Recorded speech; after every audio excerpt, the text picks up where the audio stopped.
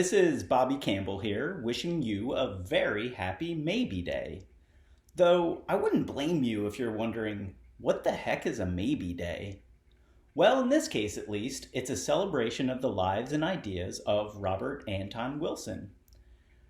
So way back on July 23rd, 2003, in an official proclamation, the mayor of Santa Cruz, California, Emily Riley, declared a day of celebration called Robert Anton Wilson Day, where she encouraged all citizens to join her in commending Raw for consistently extending the boundaries of modern thought and providing a model of courage and intelligence in an age sadly short on heroes. Now, Mr. Wilson was a humble sort of fellow and not taken to extravagant expressions of his own importance, so he chose to call July 23rd Maybe Day instead. John Higgs did much to introduce the world to Maybe Day with an article he wrote in 2009 for The Guardian, which gives a fantastic overview of the spirit of Maybe Day. Mr. Higgs wrote, "We do not possess a single model of our universe that can account for all that we find around us. Instead, we have a number of contradictory models, each with their own strengths and flaws, and we must decide which is the most practical to adopt for our current needs. Our task, therefore, is to keep testing those models, to evaluate probabilities, and to reject once treasured ideas when more suitable replacements are found. This is not to say that all models are equally valid. Rather, it is to say that all models should be recognized as incomplete, flawed, and useful only to a point. To quote Robert Anton Wilson, I don't believe anything, but I have many suspicions." Maybe Day allows us all to cast off our certainties, if only for a day. Okay, so James Joyce has his Bloomsday on June 16th because Ulysses takes place on June 16th, 1904. And the reason his book takes place on that date is to commemorate the day he first hooked up with his future wife, Nora Barnacle. So why exactly is Maybe Day on July 23rd? Well, because on July 23rd, 1973, Robert Anton Wilson began receiving communications from an alien intelligence in the region of the Sirius Double Star System.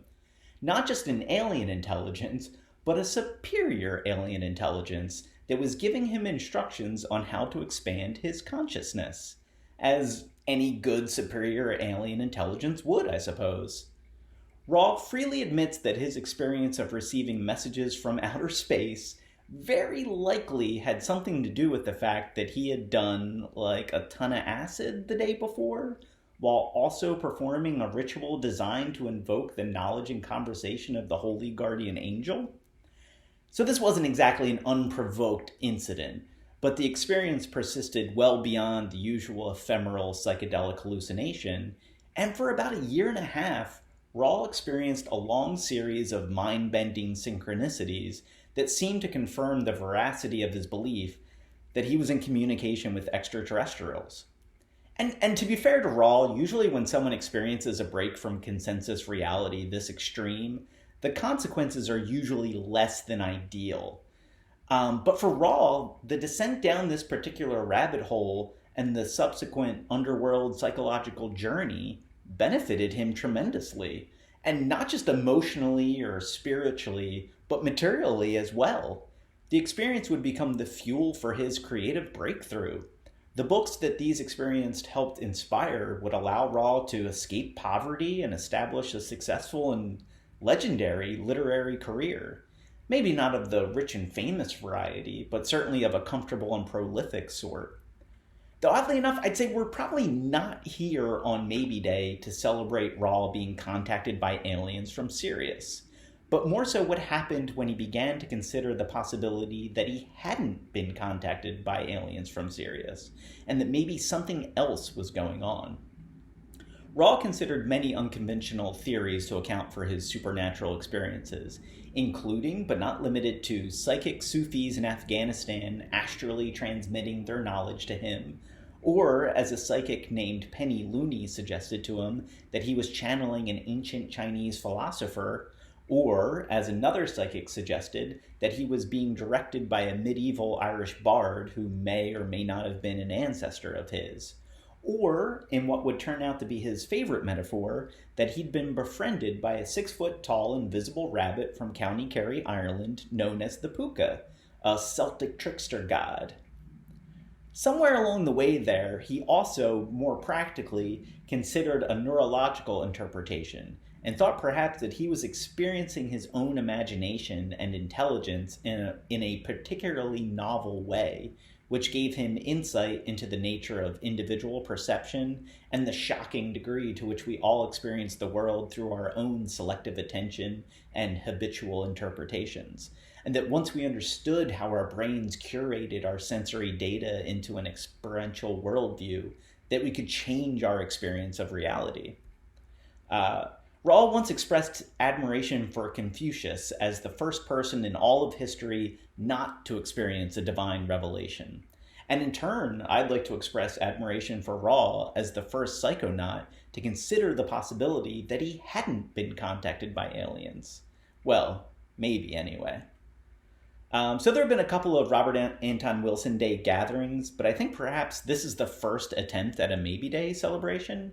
So the traditions and rituals are all a bit fluid and honestly are mostly just things I made up off the top of my head. But we did manage to cobble together some terrific offerings to this, our very, very, very uncertain world. You can find links to all this stuff over at maybeday.net. Probably the big ticket item is New Trajectories, a 77-page digital zine powered by the negative entropy of maybe logic, featuring art and philosophizing by a cavalcade of my favorite Rawl exegetes. Mike Gathers has published a microbook on the 8th Circuit model. Steve Fly launched the serialization of his latest and greatest novel, Deep Scratch. And then we have Rawl Visions, a series of neuro-electrifying video presentations featuring talks by Propanon, Ted Hand, Eva David, Brenton Clutterbuck, and Peter Quadrino. Steve Fly and I have put together a Rawl mixtape for your listening pleasure. Also, we've got a mini Maybe Logic Academy reunion already starting to gather over at the Only Maybe Arts Lab, which will also be the main social venue for Maybe Day, a place to cuss and discuss the possibilities of what may or may not be. And then finally, on Saturday, July 25th at 3 p.m. Eastern Standard Time, we will be holding the first ever Maybe Logs, a live panel discussion featuring several of our illustrious Maybe Day contributors. The goal is to live stream this on YouTube, but if it doesn't work, I'll just post it up on Saturday night. There are no promises on Maybe Day. There we go, another tradition I just made up on the spot.